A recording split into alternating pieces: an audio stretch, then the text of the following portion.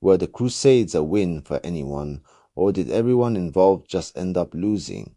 The Crusades were a series of brutal religious wars that lasted for nearly 2 centuries, pitting Christians against Muslims in a battle for control of the Holy Land at its core.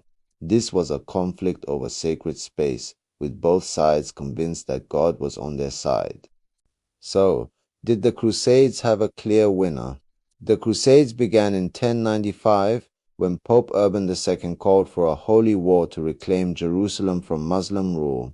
The First Crusade was a stunning success for the Christians, who captured the city in 1099, but Muslim forces would not give up easily. They launched a series of counterattacks known as the Crusader States, which pushed the Christians back. The tide of the war ebbed and flowed over the next several centuries, with both sides experiencing victories and defeats.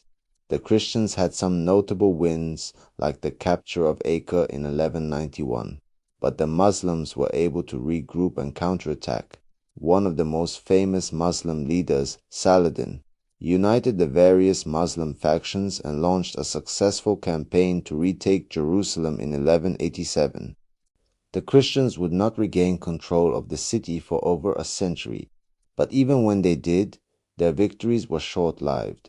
The rise of the Mamluks in Egypt and the Ottomans in Anatolia marked a significant shift in the balance of power, pushing the Christians back on their heels.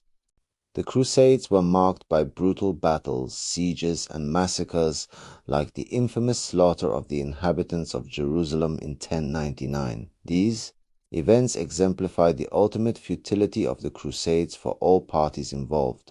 For every victory, there was a corresponding defeat.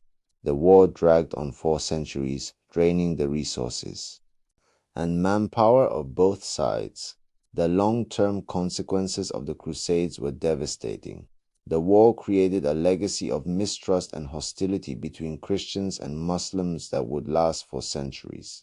It also led to the decline of the Byzantine Empire and the rise of new powers in the Middle East.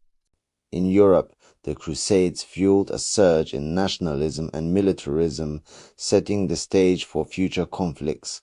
The Crusades ultimately had no clear winner. Both sides suffered heavy losses, and the war dragged on for so long that it became a kind of perpetual state of conflict. The legacy of the Crusades is complex, marked by both brutal violence and cultural exchange. While the war did lead to some transfer of knowledge,